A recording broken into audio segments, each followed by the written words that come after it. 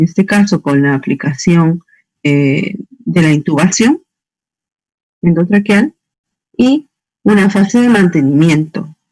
La fase de mantenimiento, en este caso, el día de hoy, vamos a hacerla con la anestesia general inhalatoria, pero puede utilizarse, como bien les dije, el anestésico endovenoso. Y posteriormente viene el despertar. El despertar, que si en algún momento utilizamos bloqueadores neuromusculares, pues vamos a tener que revertir su efecto, o si utilizamos solamente inhalatorios, vamos a tener que ir bajando el porcentaje de administración para disminuir sus efectos. Y si utilizamos anestésicos endovenosos en el mantenimiento, vamos a tener que ir bajando también su volumen de administración. Luego el paciente despierta, es capaz de ventilar por sí mismo, no hay necesidad de mantener una ventilación mecánica asistida, despierta por sí solo, se extuba y puede pasar luego ya a una recuperación, al área de recuperación posanestésica. Sin embargo, todas las fases pueden tener complicaciones. Pasando desde la fase de inducción, cuando el paciente pueda manifestar una reacción alérgica a los fármacos que vamos a ingresar por la vía endovenosa,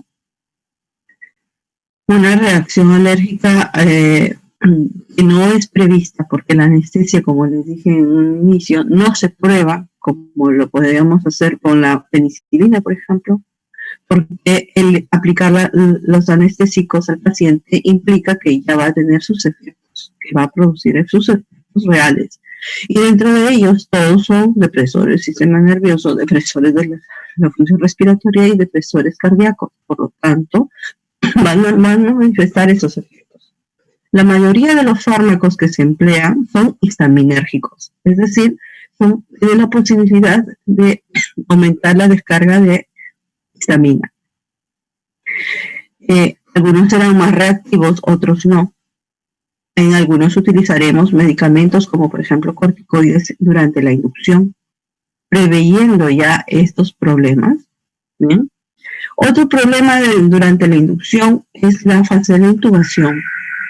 ¿Cuáles son? Y hemos visto el día de ayer que puede haber complicaciones durante la intubación, desde una fractura o destartaje de la pieza dental, ¿no? La ruptura de la misma, lesiones en la mucosa orofaringea, cuando hacemos mucha manipulación de la punta del laringoscopio, cuando vamos a querer intubar y no sabemos utilizar el mango laringoscopio y arqueamos esto, palanqueamos, lesionamos también la mucosa labial, ¿sí? Puede haber lesiones con el mismo tubo endotraqueal a través de las cuerdas vocales cuando estas no están completamente abiertas. Ingresamos el tubo a la fuerza y puede lesionar las cuerdas vocales. Entonces, en ese momento puede haber complicaciones en el inicio de la intubación, pero también el no poder intubar. El no poder intubar también puede repercutir fatalmente, que puede llegar a la hipoxia y a la muerte. Entonces, toda esta fase de la inducción es bastante problemática si es que no estamos atentos y no preveemos todo lo que podría pasar. Entonces, para esto nosotros como anestesiólogos nunca tenemos una sola forma de trabajo, sino tenemos varias con las cuales podemos hacer empleo si es que fallase una. Porque no lo sabemos. Jamás este paciente ha recibido o ha sido tratado por nosotros, o jamás este paciente ha recibido una anestesia. Entonces tenemos que prever todo ello. La otra fase del mantenimiento son generalmente propias de la técnica quirúrgica. Las complicaciones, la mayoría son propias de la técnica quirúrgica, o porque sangró, o porque le aplicaron el cemento óseo. Por ejemplo, el día de ayer se dio el caso, puede provocar arritmias, puede provocar hipotensión sostenida, la insuflación en la cirugía laparoscópica produjo una turbulencia que pudo y como comienzan ahí a tamborelear el abdomen, sin conocimiento de la fisiología que puede repercutir el gas, el CO2 dentro de la cavidad abdominal, activa el diafragma y el diafragma puede producir un reflejo vagal y una parada cardíaca. Entonces, a veces nuestros colegas desconocen los cambios fisiológicos al insuflar con CO2 muy rápido, un flujo muy rápido y una presión muy alta que puede llevar a la apoplejía vasovagal en los pacientes. Entonces, el mantenimiento también es propio de la técnica quirúrgica. Sin embargo, hay algunos casos que es por el paciente en per se, ¿no? El paciente venía en mala condición y durante el acto operatorio puede tener alguna parada cardíaca o alguna arritmia cardíaca que se desencadene, etcétera, etcétera. ¿Bien? El despertar no deja de ser también preocupante, puesto que hay pacientes que incluso no, por su mismo metabolismo o por su misma comorbilidad ya establecida, irreversible, el paciente no es capaz de metabolizar los fármacos rápidamente y demora el despertar. O por la misma recirculación que vamos a ver posteriormente por los tejidos, el paciente demora en despertar. Asimismo, pacientes cuyo problema ventilatorio no es adecuado por alteración del centro respiratorio, por alteración o uso de bloqueadores neuromusculares, pues vamos a necesitar revertirlos con los antídotos. Entonces, de todas maneras, hay dificultades al despertar, bien, al adquirir nuevamente los reflejos de protección de la vía aérea para poder extubar. Entonces, vamos a tener que retardar un poco la extubación. Otra complicación que puede haber durante el despertar es la extubación misma. Pacientes que al extubarse pueden hacer un reflejo laringoespasmos, igual como cuando empezamos a intubar. Bien, porque son pacientes hiperreactivos. Bronquialmente tienen esa facilidad de ser hiperreactivos. Generalmente los pacientes asmáticos, ¿no? Con EPOC también. Entonces, definitivamente estos pacientes tienen que ingresar sanos, sin problemas de algún tipo de complicación pulmonar, llámese sibilancias, estores, nada, porque pueden hacer esa respuesta. Igual, cualquier ingreso de algún instrumento o insumo dentro de la vía aérea, pues va a repercutir realizando una reacción muy rápida en cuanto a broncoconstricción. Entonces, puede haber problemas también durante la extubación, hacer un espasmo laringio, hacer un espasmo bronquial, etcétera, etcétera, etcétera. Entonces, todo este problema es en todas las fases. Por lo tanto, el anestesiólogo tiene que estar presente durante todo el acto anestésico. Por ejemplo, si intubo a mi paciente y no soy capaz de mantener unas presiones normales durante el mantenimiento de la ventilación mecánica asistida, puedo causar un neumotórax. Entonces, tengo que ir modificando los patrones que coloqué en mi máquina de anestesia en un inicio, de acuerdo a cómo va la técnica quirúrgica. Por ejemplo, en una cirugía laparoscópica, al inicio yo mantengo una presión de insuflación, ¿bien?, de entrega de oxígeno para vencer la presión negativa normal dentro de la vía respiratoria. Pero cuando el cirujano empieza a insuflar su CO2, va a haber una lucha de presiones con la máquina de anestesia. Entonces tengo que disminuir mi presión. Entonces el anestesiólogo tiene que saber sobre la técnica quirúrgica, sí, porque va de la mano. Ambos trabajan juntos, no trabajan cada uno por su lado. Bien, entonces la comunicación es permanente. No me puedo yo, ya tiene anestesia, ya corto. No, siempre se comunica al anestesiólogo, le dicen, ¿puedo empezar? Sí, usted puede empezar porque estamos sincronizados. Bien, nunca es cada uno por su lado, en beneficio del paciente, siempre en beneficio del paciente. Bien. Entonces, con la anestesia general, sabiendo las complicaciones que puede haber en cualquiera de las fases, entonces los objetivos de administrar anestesia general es mantener una inconsciencia, es decir, dar una inconsciencia en el paciente, amnesia, analgesia, relajación muscular, es que lo necesitase. Entonces, el paciente de esta forma es inducido farmacológicamente en un estado reversible de inconsciencia, sin recuerdo y sin dolor. Para provocar este estado reversible, porque tiene que recuperarse, ¿bien? Entonces, vamos a producir que el paciente no se mueva, no sepa qué es lo que está pasando, provocamos amnesia y no haya respuesta a ningún estímulo doloroso, es decir, el corte en este caso, ¿no? Para esto, la anestesia general puede llevarse a cabo por métodos inhalatorios, estoy hablando del mantenimiento, ¿bien? O por fármacos endovenosos o ambos.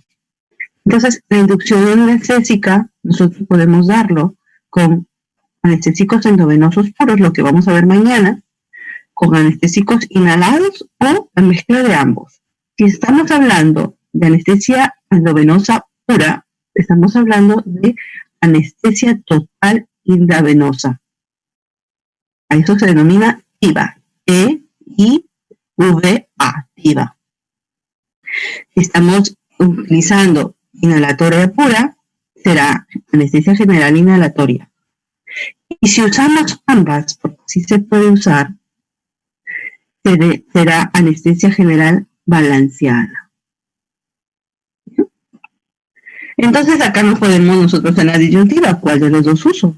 ¿Utilizo el Seborane, que es el inhalatorio, o cualquier otro inhalatorio, o utilizo el anestésico endovenoso, como en este caso, ya vamos a ver de mañana, que es lo que utilizamos normalmente, que son los, en este caso, propofol, de lo que está en la imagen.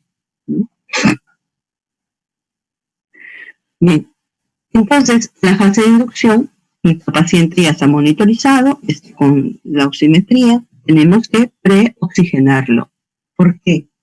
Tenemos que darle una administración de oxígeno con un sistema de alto flujo. En este caso utilizamos la máscara de reservorio. Les dije ayer que nosotros normalmente inspiramos una fracción de oxígeno del 21%. Es la fracción inspiratoria de oxígeno, el CO2, del 21%, ¿no? Es lo normal, porque está dentro del chón, ¿verdad? Pero dentro de nuestro pulmón no solamente hay oxígeno, sino también hay nitrógeno. Entonces, lo que yo deseo es que toda la concentración dentro de mi pulmón no sea más que oxígeno. Por lo tanto, tengo que preoxigenar a mi paciente. ¿Pero para qué? ¿Por qué? Porque vamos a tomar un tiempo de apnea en el paciente, en el cual él no va a respirar por sí mismo, para que yo, como anestesiólogo, pueda intubar. De esta manera, ese tiempo de apnea en el cual va a permanecer mi paciente y no va a ventilar durante la intubación, el paciente sea capaz de mantener una saturación de oxígeno mayor a 90%, es decir, una presión parcial de oxígeno dentro de la arteria de 60 milímetros de mercurio a más. No entre en estado de hipoxia, porque cuanto mayor tiempo pase y deje de respirar, la saturación de la hemoglobina se va hacia el lado izquierdo, ¿no? Va disminuyendo la saturación, va disminuyendo la concentración parcial de oxígeno en la arteria. Entonces, eso es lo que nosotros queremos evitar. Si hay más oxígeno en vez de nitrógeno, la posibilidad de este paciente va a ser que desature menos en el tiempo que yo me tomé a intubar. Por lo tanto, hay pacientes, si usted me está diciendo esto, doctora, ¿hay pacientes que pueden desaturar rápido? Sí. ¿Quiénes son? Son los niños, porque la capacidad pulmonar es reducida. Son los ancianos, porque la compliance pulmonar se ve reducida. Y son los obesos. Esos tres grupos de pacientes son los que pueden desaturar rápido. Entonces, en la técnica anestésica lo que necesitamos es oxigenar, cambiar la concentración de nitrógeno por la de oxígeno dentro del pulmón. De esta manera, evitamos la desaturación pronta de estos pacientes y de los demás, ¿no? Entonces, Mi paciente, antes de administrar cualquier fármaco que vaya a deprimir el centro respiratorio, que vaya a deprimir el sistema nervioso central, por ende mi paciente no pueda ventilar adecuadamente, se va a quedar dormido poco a poco, va a entrar en un estado de apnea.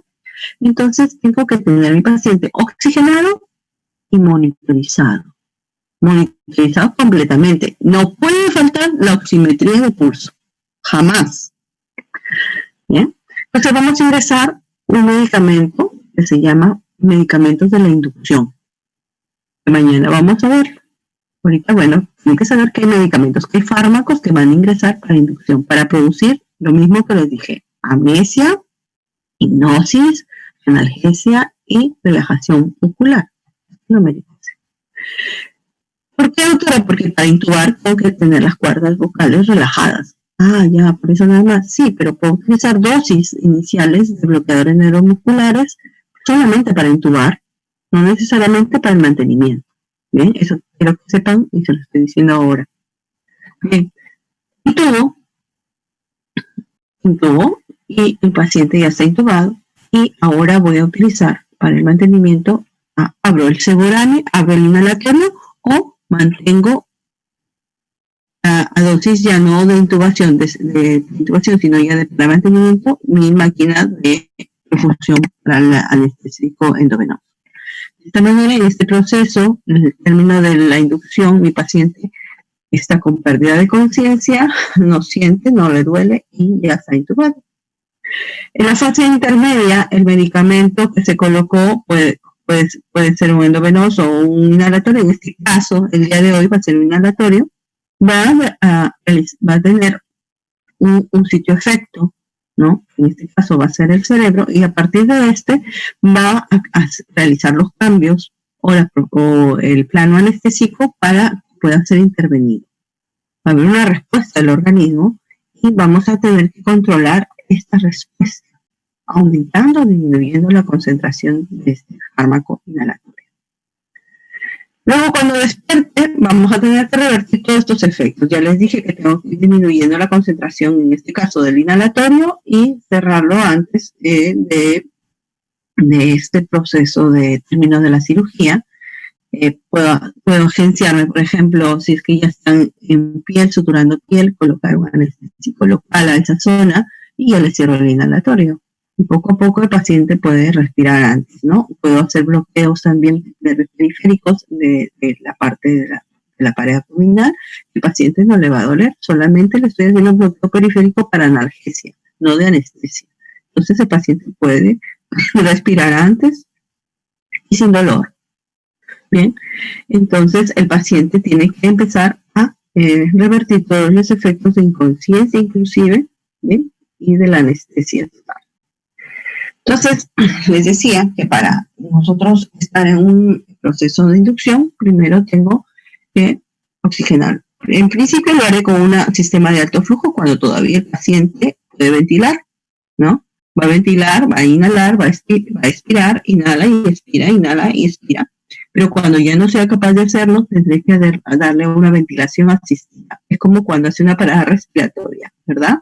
Deja de ventilar, entonces le daré 101, 102, 103, 104, 105, daré otra ventilación, 101, 102, 103, 104, 105, hasta esperar que los medicamentos que entraron por la vena hagan efecto y yo pueda intubar. Entonces, ¿qué estoy empleando ahí? Uno, farmacocinética, farmacodinamia. Entonces, porque tengo que medir el tiempo de inicio de acción de los fármacos. Entonces, tengo que ver en qué momento ya puedo intubar. Para eso tengo que conocerlo de cada uno. Entonces, el preoxigenado es una ventilación asistida. Este es el cuadro comparativo, perdón. Este es el cuadro comparativo que les hacía con lo que era la reanimación.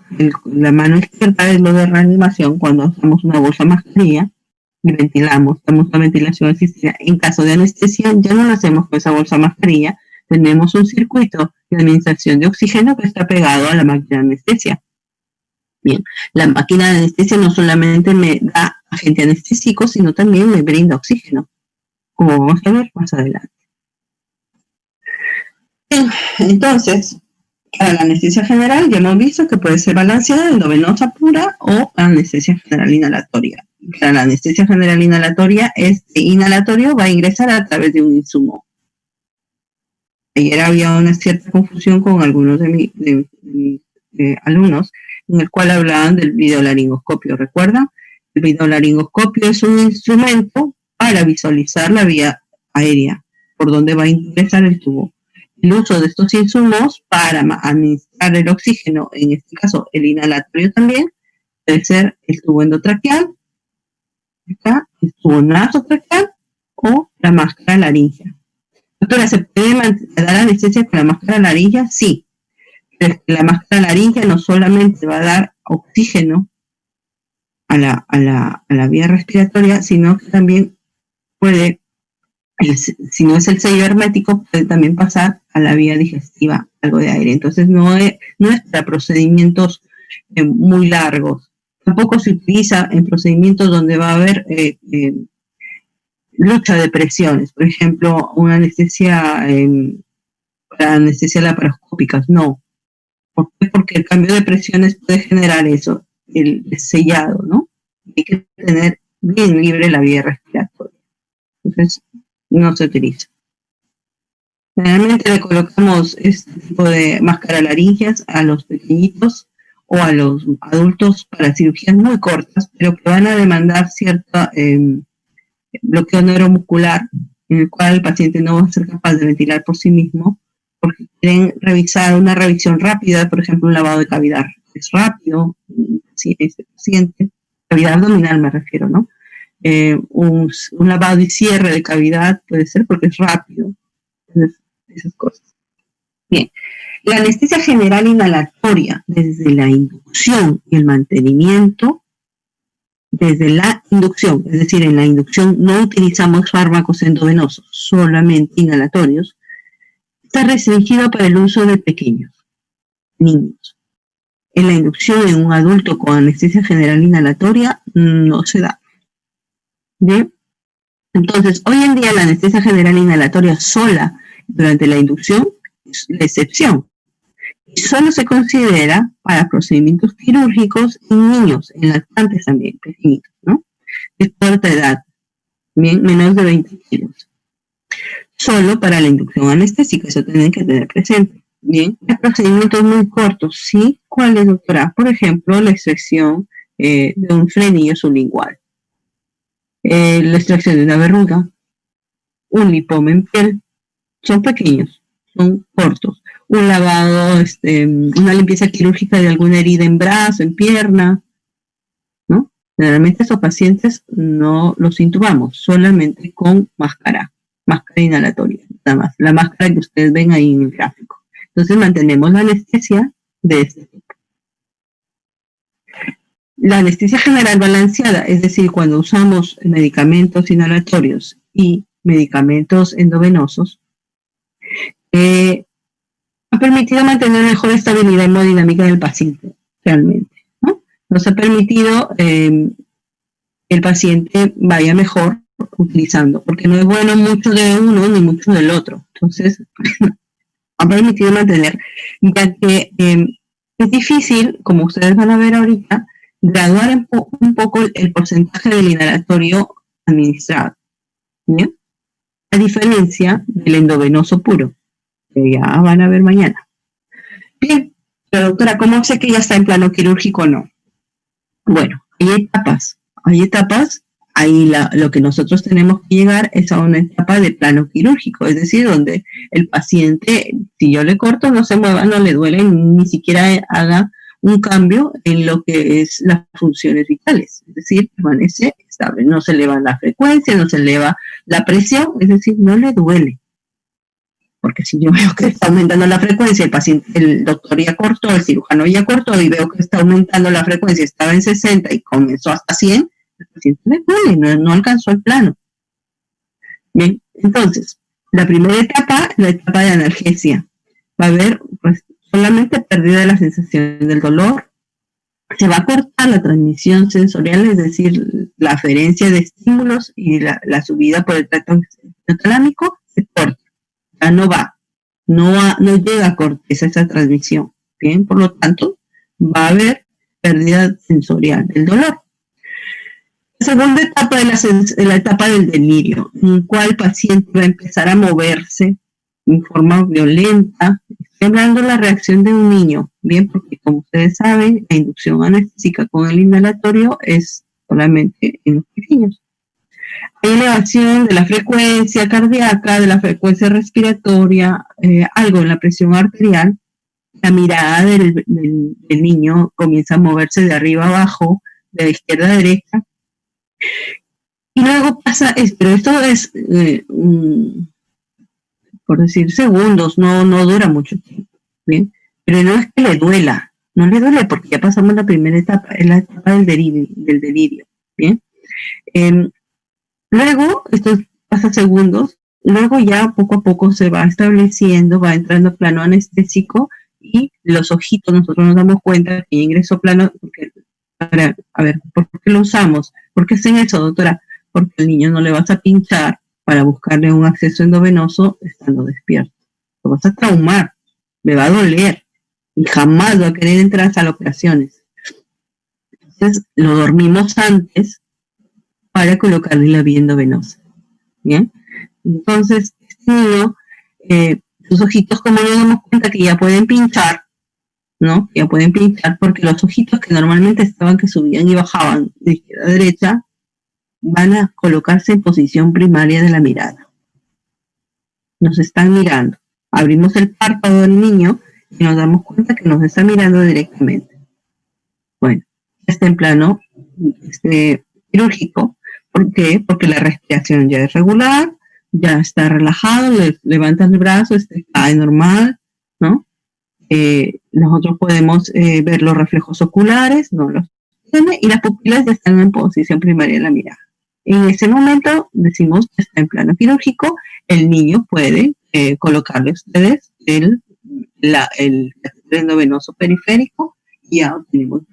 Iniciamos ahora la dosis de mantenimiento. Puede ser, cierro el inhalatorio y sigo con endovenoso, o puedo mantener toda la cirugía con el inhalatorio. Pero si este margen de seguridad no es adecuado con el inhalatorio o con cualquier otro fármaco, vamos a llegar a una etapa de depresión medular, es decir, hay una severa depresión del centro respiratorio y vasomotor. Por lo tanto, puede el paciente llegar al coma y a la muerte. Entonces tenemos que tener cuidado en esto. Entonces la anestesia general inhalatoria, eso fue para los pequeñitos, solamente puro inhalatorio. Sin embargo, los planos de profundidad anestésica se siguen para todos, ¿bien? Entonces ya ingresamos, ya intubamos, ahora vamos a hacer el mantenimiento. Nosotros podríamos pensar que la anestesia general inhalatoria es puro gas, ¿no? Pero realmente es un gas, sino que el inhalatorio viene en forma líquida. Como ustedes ven acá, en la forma, la fibra inferior de la derecha, el inhalatorio viene en forma líquida. Que puede ser el sevoflurane, el isoflurane, el enflurane, el desflurane, cualquiera. Bien, pero viene en forma líquida. Sin embargo, hay en la gráfica inicial donde cambiaba los inhalatorios desde la esponja embebida hasta los vaporizadores de la máquina de anestesia, pues existen estos vaporizadores donde nos van a recepcionar estos líquidos inhalatorios, y estos vaporizadores de la máquina de anestesia, como su nombre dice, vaporizan el inhalatorio. Lo van a vaporizar a un sistema de ebullición que no va a permitir que aumente la temperatura de este inhalatorio. Por lo tanto, el gas que salga por los corrugados de la anestesia, por estos corrugados que ustedes ven acá, y que van hacia la máscara de anestesia, por donde va a inhalar el paciente, estos corrugados nunca están calientes, ¿bien? Porque la ebullición del mismo en el vaporizador no va a ser en una forma tal que no va a permitir el aumento de temperatura del gas inhalado. ¿Bien? Esa es la característica. Y entonces, los inhalados, los anestésicos inhalados debieran ser de un olor agradable, pero no todos son así. Debieran producir una rápida inducción, es decir, entrar en plano anestésico rápido y recuperarnos rápido de la anestesia. Va a depender mucho del paciente. Deberían controlarse rápido en la profundidad anestésica, me refiero al margen o el margen o estrecho de seguridad que tuvieran para no pasar a una profundidad anestésica tanto que pueda deprimir a mi paciente y llegar al coma y a la muerte. Que produzcan la relajación muscular con el inhalatorio solo, que no tenga necesidad de colocarle un bloqueador neuromuscular. Eso se ve solo en los pequeños, en los adultos, jóvenes especialmente no, hay necesidad de colocar un bloqueador neuromuscular. Y en los ancianos, algunos sí responden, depende también cómo vengan los pacientes, ¿no?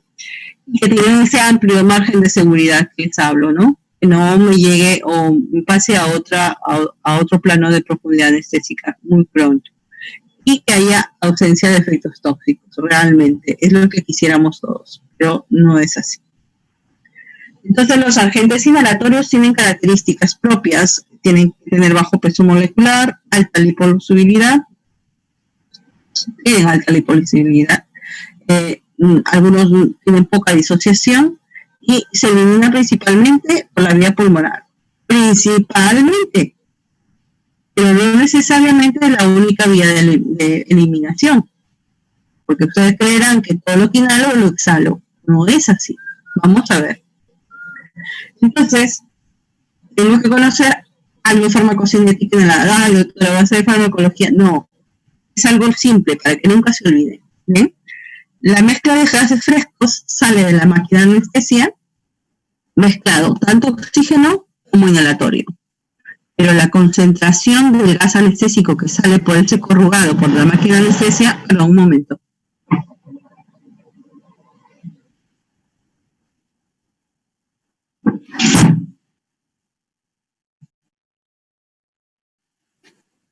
La concentración del gas inhalatorio, el anestésico inhalatorio que sale de la máquina de anestesia no es la misma, porque va a pasar por unos corrugados, con unos circuitos que denominamos corrugados, hasta que llegue al tubo endotraqueal.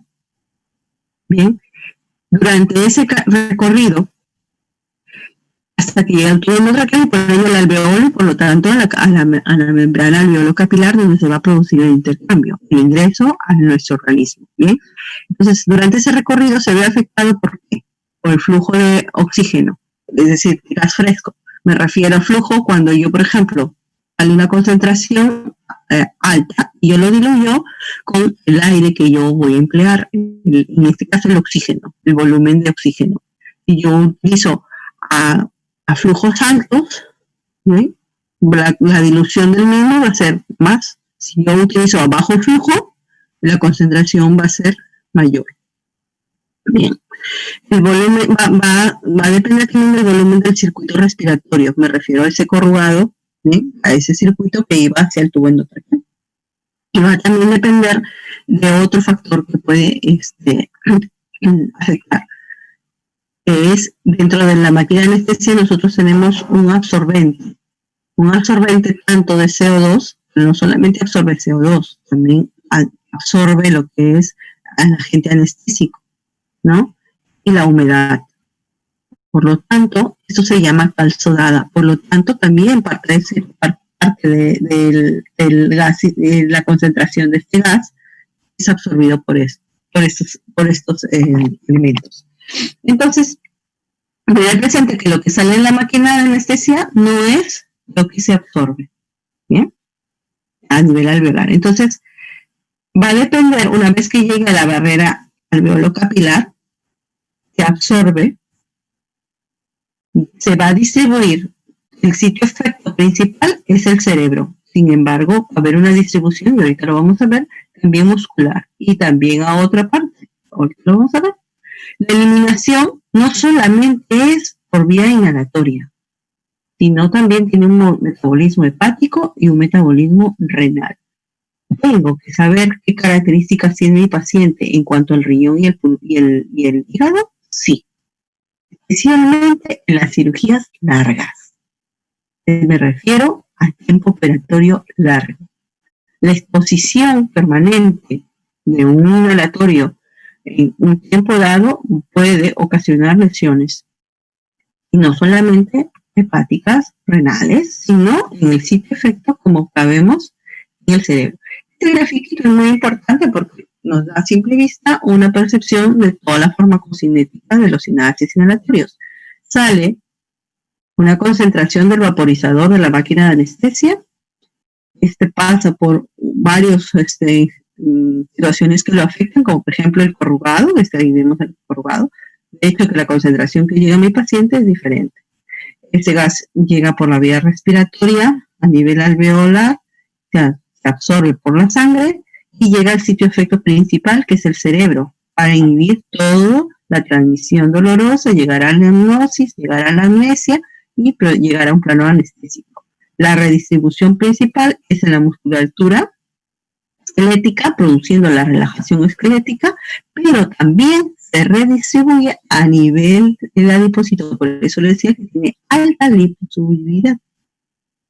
Entonces, doctora, ¿en un paciente obeso puede retardar el despertar? Claro que sí, porque la redistribución del mismo es a nivel del tejido adiposo. Bien, ahora para la eliminación, ustedes ven acá una flechita de doble entrada, ¿no? Esto quiere decir que lo que se inspira también se sale por la vía respiratoria. Sin embargo, parte de la eliminación es a nivel hepático y a nivel renal. Entonces, las consideraciones de mi paciente, un paciente con una insuficiencia hepática o una insuficiencia renal, ¿puede retardar el despertar? Sí. Cualquier cosa que altere o que venga ya con esa patología de base, lo que no podemos revertir, entonces va a ocasionar una alteración en la fase final de la anestesia general, que es el despertar. Pero también durante el mantenimiento, doctora, claro que sí, porque va a haber factor que intervenga acá en la absorción, porque cualquier factor que intervenga en el volumen sanguíneo va a modificar la absorción en el sitio efecto. Por lo tanto, tenemos que tener presente la evaluación preoperatoria en qué condiciones está ingresando el paciente, ¿no? Entonces, actualmente se utilizan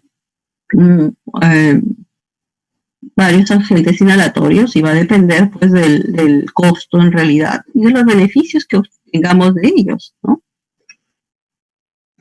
¿Y cuál es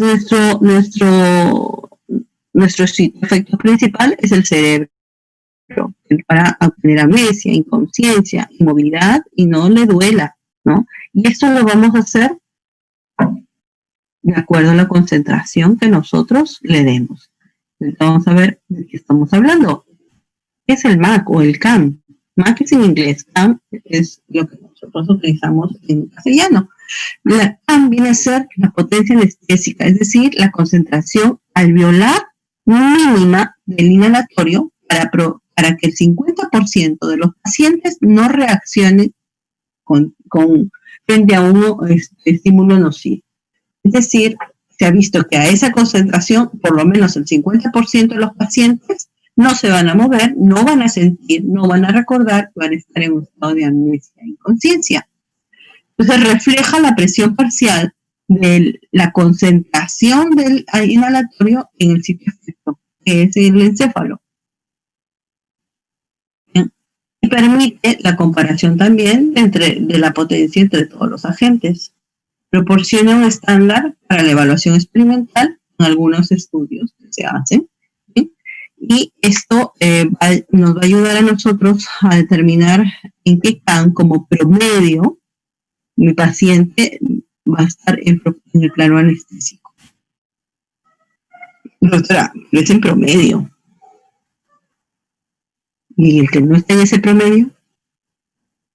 Pues, para eso el día de que vimos nosotros cómo medir la profundidad anestésica. No hubiera un grafiquito que tenía unos parchecitos en la frente y un monitor acá al lado. Les dije, este equipo nos sirve para medir la profundidad anestésica, pues para eso sirve. Entonces, el índice biespectral, el BIS, BIS, lo que nos va a permitir es medir la profundidad anestésica de todos los pacientes, incluyendo ese 50% que no está como en el promedio. ¿Me entendieron? De acuerdo a ello, nosotros vamos a subir la concentración o bajarla, porque algunos más son más susceptibles también. ¿Qué puede hacer variar el CAM? Aumenta la concentración aumenta el CAM, la necesidad del CAM, la hipertermia, un alcohólico crónico, una hipernatremia. Les dije, ¿no? Cualquier alteración que haya en todo el circuito me va a alterar. La disminuye la hipotermia, un alcoholismo agudo, de hecho, porque ya hay cierta depresión en el sistema nervioso central, ya no necesito darle más concentración de CAM para mantener en cierto nivel de amnesia, de hipnosis, ¿no? Bajarlo. Analgesia incluso, porque el alcohol lo tiene pues bloqueado. Entonces tengo que darle poca concentración. ¿Por qué? Porque generalmente los politraumatizados, los accidentes de tránsito vienen con alcoholemia aguda. Entonces tenemos que verificar eso, ¿bien? La hiponatremia, también alteraciones en los electrolitos. La edad, la CAM es máxima, es decir, perdón, vamos a necesitar concentraciones mayores del anestésico inhalatorio en los pequeñitos. Y luego, conforme avancemos la edad, los ancianitos ya no necesitamos muchas concentraciones tan altas.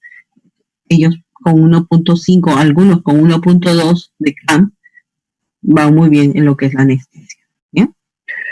Aquellos pacientes que consumen inhibidores del sistema nervioso central, por ejemplo, benzodiazepinas de forma crónica, reducen la concentración alveolar mínima en un anestésico inhalatorio. El embarazo también reduce el CAM. Bien, entonces todos los factores que afectan la absorción pueden modificar el comportamiento de estos gases inhalatorios, aumentar o disminuir la concentración en los pacientes. Y se va a ver afectado también por el flujo sanguíneo, como les dije, en pacientes que vengan, por ejemplo, hipovolémicos, ¿no? De acuerdo a las características de los inhalatorios, quienes tienen mayor o menor solubilidad en sangre, necesitamos que sean solubles, ¿no?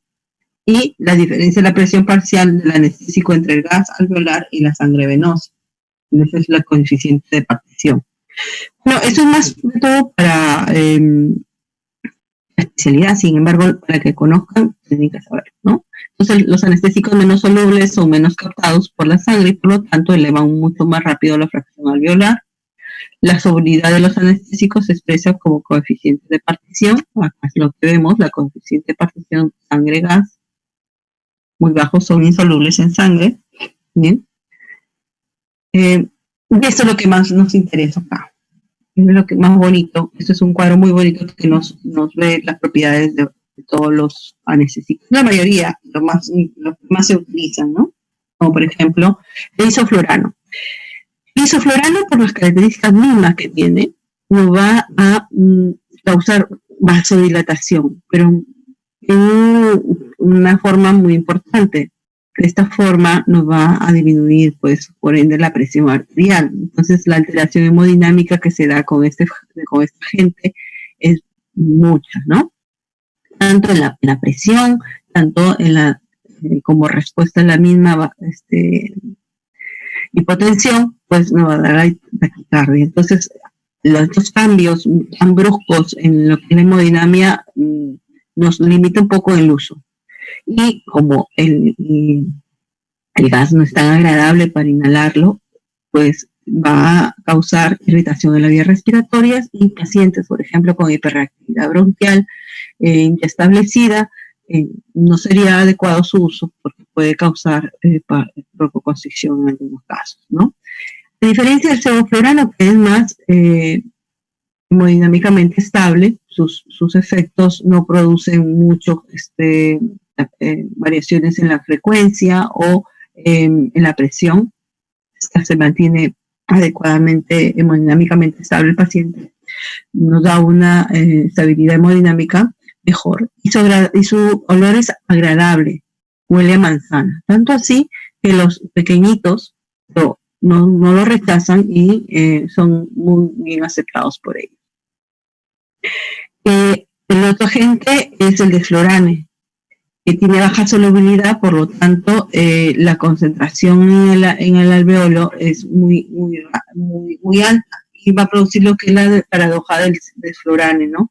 Va a irritar mucho la vía respiratoria, por lo tanto va a haber un cambio, una respuesta adrenérgica en el paciente, por lo tanto va a haber aumento de la frecuencia, la presión, arritmias cardíacas inclusive. Es transitorio, pero en un paciente que ya viene con una alteración de fondo, pues puede desestabilizarlo hemodinámicamente, ¿no? El óxido nitroso, si bien se utilizaba antes, y es el que se denomina el gas de la risa, ¿no? Antes se utilizaba para extracciones dentales, incluso los odontólogos lo utilizaban para sesiones muy cortas, ¿no? Pero el uso prolongado del mismo puede causar el neumotórax. Es decir, ¿se acuerdan cuando yo les dije que lo que les doy oxígeno para sacar todo el nitrógeno? Pues esto es al revés. El ingreso del nitrógeno por el oxígeno. Por lo tanto, puedo causar neumotórax. En otro, puedo disminuir la concentración de oxígeno. Por lo tanto, llevo a una hipoxia por la hipoxia por difusión. ¿Bien? Y por eso ya no se utiliza. Ahora, el xenón sería lo ideal, ¿no? Pero es muy caro. Es muy caro y casi no se utiliza por lo costoso, ya que nosotros para brindar una anestesia te venden a ti, por ejemplo, yo quisiera que me dé una anestesia general. Muy bien, vas a necesitar para cuánto tipo de cirugía, más o menos en promedio se utiliza tantos mililitros de este agente inhalatorio. Tienes que comprar más o menos un volumen aproximado, por ejemplo, 120 mililitros para una cirugía, ¿no? X. 120 mililitros, sí. ¿Y cuánto vale cada mililitro? A promedio de 30 a 40 soles. ¿Se imaginan? En el xenón es mucho más caro, ¿no? Entonces, el costo, la venta del agente inhalatorio, lo venden por mililitro. Más o menos cuesta, sí, en algunas farmacias venden 30 mililitros. No, las farmacias, no, esto no lo venden en farmacias, lo venden en el centro de administración de Rencars. Bien, entonces las clínicas se lo venden ya por mililitros, ¿no? Entonces, ese es el costo que tiene presente. Ese es el costo. Por mililitros se venden los agentes anestésicos. Bien. Entonces, conforme a lo que ya hemos visto, podríamos decir que el sevoflurane es un anestésico ideal. Hay disminución de la vía aérea, de la resistencia de la vía aérea, mejor que otros gases. Inclusive este estudio tiene una comparación con lo que es el isoflurane, el alotano. El alotano en realidad ya no se utiliza mucho por sus efectos secundarios, que era lesión hepática, no solamente del equipo quirúrgico del paciente, sino también del equipo quirúrgico. ¿Cómo así, doctora? Bueno, lo ideal que una máquina de anestesia brinde el oxígeno y brinde el gas inhalado, pero también lo absorba.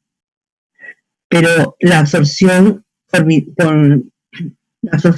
mililitros por hora tiene que estar dentro de la capacidad de absorción de la máquina. Cuando esto sobrepasa la capacidad de absorción de la máquina, tiene que tener un circuito de absorción de gases. Ese circuito de absorción de gases tiene que estar en todos los quirófanos que tienen ese sistema de administración de anestesia, es decir, una máquina de anestesia. Cuando no lo hay, todo este gas expirado, ¿no? Lo que expiró el paciente, lo absorbe o lo inhala el equipo quirúrgico. Doctora, ¿pero puede haber fugas de la máquina de anestesia? Claro que sí. Fuga del oxígeno, del circuito operatorio, de la misma máquina. Entonces, para eso se hace un testeo. Antes de iniciar todo acto anestésico, se hace un testeo para determinar la fuga en cualquier parte del circuito inhalatorio. Bien, antes de empezar. Eso no se hace durante la anestesia, eso se hace antes. Es un chequeo de la máquina de anestesia. Tienes que ver funcione tu ventilador mecánico, que tengas el sistema de absorción de gases adecuado, porque también se satura. Tenemos que hacer el cambio de ese sistema de absorción. Tenemos que ver que todos los circuitos eléctricos funcionen, que funcionen todos los sets de monitoreo, etcétera, etcétera, etcétera. Entonces, eso se llama testeo preanestésico. ¿Sí? Entonces, el alotano de por sí ya no se utiliza por lo mismo, ¿no? Que producía lesión hepática en algunos anestesiólogos se observó, y equipo quirúrgico, habló del cirujano, enfermera, se observó también incluso cáncer, ¿no? Bien, entonces, podemos ver que quien disminuye más la resistencia en las vías aéreas es el sevoflurano, a los 5 y a los 10 minutos de tratamiento, a diferencia de los otros. El tiopental no es un agente inhalatorio. El tiopental es un barbitúrico que se emplea para la inducción anestésica y nos va a permitir dar apnea, por lo tanto el paciente no va a ventilar. ¿Sí? Lo he considerado como, por decir, dentro de las anestesias generales, puedo utilizar en el inicio el tiopental, sí, pero no debería estar ahí, porque no se hace comparación con lo que no es. Eso es lo que, a razón de eso lo puse ahí. Ese estudio hace comparación, debo comparar todos los que tienen iguales características. No se debe hacer un estudio con una comparación con un agente que no es de las mismas características, ¿no? Es como si puedo comparar todas las clases de frijoles, ¿no? Estas cosas, pero no puedo comparar frijoles con arroz, ¿no? No tienen lugar de comparación, salvo por su efecto de producir apnea rápida. En el caso de acá, sí, porque estamos hablando de resistencia de vía aérea, ¿no? Bien. Estabilidad hemodinámica. Se ve más estabilidad hemodinámica si lo comparamos con el isoflurano, como vimos que el isoflurane producía mayor inestabilidad hemodinámica y el desflurane mucho más, pues, ¿no? A pesar de que es un fármaco de los últimos, ¿no? Produce mayor inestabilidad hemodinámica. ¿Puedo utilizarlo en pacientes con ya una inestabilidad per se de la hemodinamia? No, pues, porque no me va a mantener una frecuencia cardíaca adecuada. En un paciente con arritmia, preferir el sevoflurane, pues, ¿no? Mayor estabilidad en cuanto a la presión arterial. También, ustedes podemos ver que cuanto mejor permanezca la presión estable, es mejor. A pesar de que pueda producir lo esperado, que más o menos viene a ser el 10%, pero lo mantiene estable. Con que se permanezca más de 50 milímetros de mercurio, entre 50 y 70 sería lo ideal, porque es la presión de perfusión celular e incluso cerebral, ¿no? Entonces va a mantener una presión estable. A diferencia del desflurano, que en un momento ya causa hipotensión sostenida, y el isoflurano, que también va a disminuir. Entonces, podríamos decir que el anestésico sevoflurane podría ser el ideal. Sin embargo, como yo les dije en un principio, va a depender de todo aquello que pueda alterar cualquier parte de esto. Ya estamos hablando del flujo en el paciente, no estamos hablando del agente anestésico, del paciente. El flujo anestésico, el flujo sanguíneo, puede interrumpirse acá de alguna alteración muscular per se que ya trae el paciente, ¿no? Muscular, de la concentración de tejido adiposo que traiga, de alguna alteración en lo que es el hígado o el riñón. O también la vía respiratoria, de hecho, pues, ¿no? Como un paciente con neumonía, todo el moco está en toda en la membrana alveolo capilar, tengo menos zonas, menos parénquima para poder realizar esta difusión de gas, se ve alterado, ¿no? Entonces se elige otro tipo de anestesia, pues, ¿no? El paciente, bien, voy a tener que intubarlo, está con neumonía, pero necesita realizarse la cirugía de emergencia. ¿Qué tengo que emplear? Otro tipo de agente anestésico. No solamente el inhalatorio, lo tengo que intubar porque necesito darle relajación muscular, ¿no? Voy a utilizar un bloqueador neuromuscular, ya no va a respirar por sí mismo, pero entonces tendría que utilizar otro tipo de anestesia general. Como bien les dije al principio, puedo hacer uso mi anestesico general inhalatorio, puedo hacer uso de mi anestesia general intubada. Entonces, digo, endovenoso. Entonces, puedo hacerlo con endovenoso y estoy en anestesia general. Puedo hacerlo con inhalatorio y estoy en mi anestesia general. Puedo usar los dos en mi anestesia general balanceada, sí. Entonces, puedo hacerlo, depende del paciente. Por ejemplo, cada plan anestésico que el anestesiólogo arma en su cabecita es de acuerdo al paciente. Entonces, un paciente enfermo para una cirugía electiva puede pasar. No, porque va a haber irritación en la vía respiratoria. Va a ingresar por algún germen que esté en la orofaringe, de repente nada más, una faringitis, una laringitis. Con el tubo endotraqueal me barro todos esos germes y me lo llevo al pulmón. Ese paciente termina con una neumonía. No, pero es solo una tosecita. La tosecita termina con ventilador mecánico. Complicaciones posteriores. No, es que la anestesia tuvo la culpa. A veces hay que tener bastante información de nuestros pacientes que no pueden ingresar enfermos. 2. ¿Cuál es el otro problema? A la hora que ingrese, esa vía respiratoria está irritada y a la hora que ingrese el tubo endotraqueal por esa zona, la respuesta de la vía respiratoria se hace cerrarse. Hay una hiperreactividad bronquial. Se cierra. Hay un espasmo laringio y no es posible ventilar al paciente. Se cierran. El paciente se asfixia, se muere o puede terminar con un edema de pulmón por cambio de presiones intraalveolares. Entonces, no hay que forzar una cirugía si es que mi paciente está enfermo. De todas maneras, las repercusiones para la anestesia son altas. Para la cirugía, ¿son también problemáticas? Sí. ¿Por qué? Porque con cada golpe de tos puede ocasionar sangrado. Porque con cada golpe de tos puede terminar rompiéndose la sutura. O sea, hay que ser inteligentes en esta forma. Primero, el beneficio del paciente. Una cirugía electiva, ¿se va a morir si es que si no lo opero? No, porque puedo programar. Si tengo el tiempo para controlar su patología per se, tengo el tiempo para que el paciente se vuelva a intervenir. ¿Cuánto tiempo tiene que pasar? 14 días después de la infección.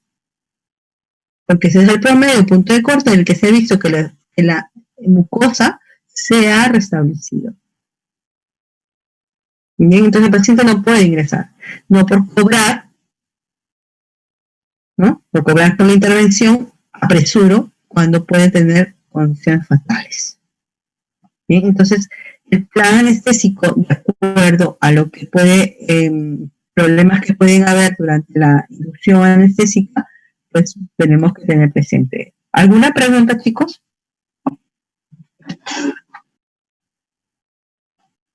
¿Hay alguna pregunta que haya quedado inconclusa? Bien, entonces eso fue la clase de anestesia general inhalatoria. El día de mañana veremos la anestesia general endovenosa. Pueden ustedes regresar a sus prácticas con su grupo.